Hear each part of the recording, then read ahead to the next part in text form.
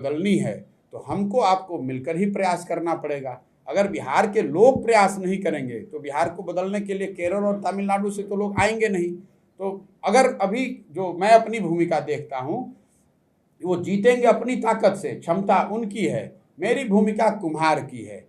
घड़ा तो मिट्टी और चाक से ही बनेगा, लेकिन अगर थोड़ा सा सहारा मैं दे दूंगा तो शायद उनमें से कई ऐसे लोग हैं जो अदरवाइज राजनीति में नहीं आते या नहीं आने की सोच रहे हैं, शायद मेरे वजह से, मेरे कहने से, मेरे प्रयास से वो आ जाएं। और वो लोग जब आएंगे और राजनीति में कुछ जीत कर आते हैं, सही जगह पर पहुंचते हैं, तो उससे सत्ता का परिवर्तन भी होगा और शायद उससे व्यवस्था के परिवर्तन की दिशा में कदम भी उठाया जाए। इंडिविजुअल रिपोर्ट्स है, एकदम बिल्कुल इंडिविजुअल रिपोर्ट्स में पूरा चेंज आप महसूस करते हैं कि हो जाएगा। इंडिविजुअल का मतलब क्या है? इंडिविजुअल रिपोर्ट्स का रिपोर्ट सब प्रशांत किशोर। नहीं, मैं तो बिल्कुल उसके उलट बात कह रहा हूँ। मैं ये कह रहा हूँ कि कोई इंडिविजुअल में ये ताकत नहीं है। प्रशांत किशोर में तो ये ताकत है ही नहीं। मेरा काम है समाज में जाना, और क्योंकि मेरा विश्वास है कि समाज में, पंचायत में, हर गांव में अच्छे लोग हैं, उनको चुनकर निकालने की जरूरत है, उनको जगाने की जरूरत है।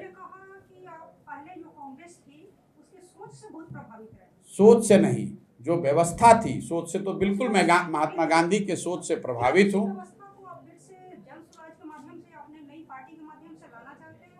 बिल्कुल, कुछ लोग बताते हैं, जैसा आपने प्रश्न भी किया कि आप ये नया कर रहे हैं या किसी से इंस्पायर्ड हैं, तो बिल्कुल जहाँ तक आइडियोलॉजी की बात है, मैं महात्मा गांधी की आइडियोलॉजी से प्रभावित होकर ये प्रयास कर रहा हूँ। और जहाँ तक दल की बात है या व्यवस्था की बात है, तो ये कहीं ना कहीं आप मानकर चल सकते हैं कि स्वतंत्रता से पहले की जो कांग्रेस थी, जो लोकतांत्रिक व्यवस्था थी, उससे इंस्पायर्ड होकर इसकी पूरी सोच, इसकी जो पूरी परिकल्पना है, वो कहीं ना कहीं स्वतंत्रता से पहले जो कांग्रेस थी उससे इंस्पायर्ड है।